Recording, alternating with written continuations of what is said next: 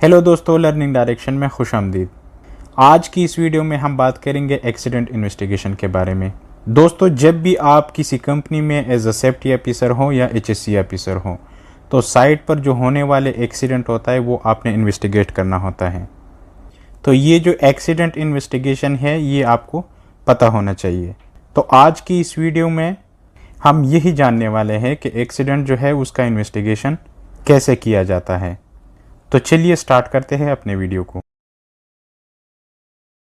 तो दोस्तों, जैसे आपको पता चलता है कि आपके साइट पर कोई एक्सीडेंट या इंसिडेंट हो गया है तो सबसे पहले आपने उस एरिया को अटेंड करना होता है, यानी कि जो भी इंसिडेंट इवेंट हुआ है वहाँ पर आपने पहुँचना है।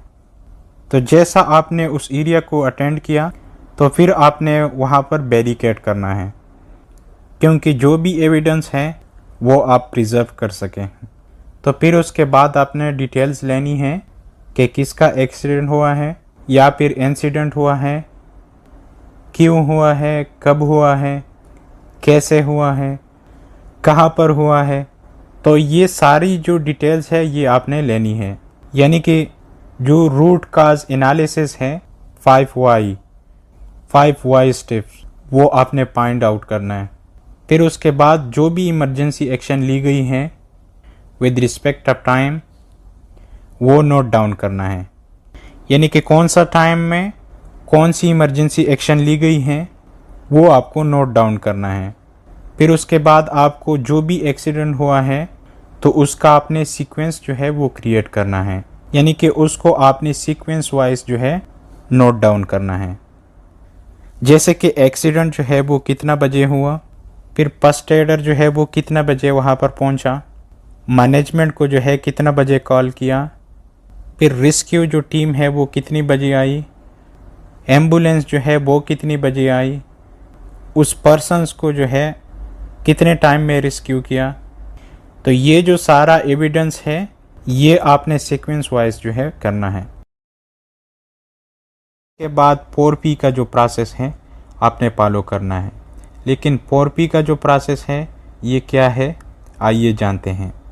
तो इसमें जो सबसे पहली नंबर पर P है वो डील करता है पोजीशन एविडेंस को, यानी कि उस लोकेशन की आपने फ़ोटो लेनी है, उसका ड्राइंग करना है, या फिर जो भी रेलिवेंट फ़ोटोज़ हैं वो आपने लेनी है और उसका स्केच आप बना सकते हो या फिर उसकी वीडियो रिकॉर्डिंग कर सकते हैं।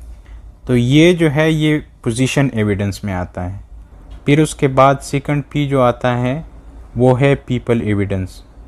तो उसमें क्या है कि जो भी विटनेसेस हैं उसका आपने स्टेटमेंट लेना है, साथ में उस पर्सन का अगर आपने फ़ोटो लेना है तो वो भी ले सकते हैं।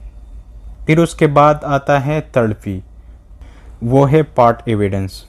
अब पार्ट एविडेंस में क्या होता है कि जो भी एक्सीडेंट हुआ है या जो भी इंसिडेंट हुआ है वो अगर किसी चीज़ टूटने की वजह से हुआ है या फिर फेलर होने की वजह से हुआ है तो वो जो फेलर पार्ट है या ब्रोकन पार्ट है तो उसका आपने एविडेंस लेना है, तो वो पार्ट एविडेंस में आ जाता है।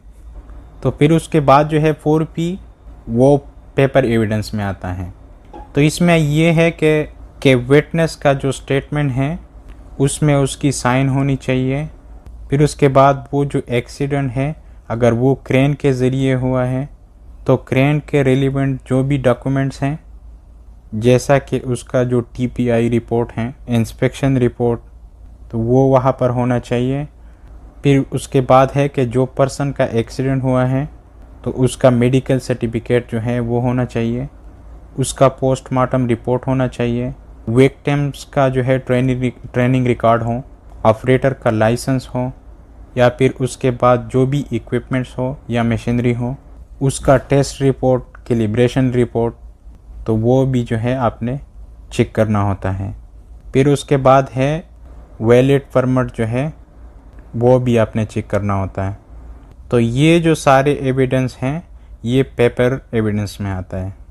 तो इस तरीके से आपके साइट पर जो होने वाला एक्सीडेंट है या इंसिडेंट है उसको इन्वेस्टिगेट करना है। दोस्तों, उम्मीद करता हूँ कि इस वीडियो की मदद से आप समझ गए होंगे कि जब भी आपके साइट पर कोई एक्सीडेंट या इंसिडेंट हो जाता है तो वो आपने कैसे इन्वेस्टिगेट करना है।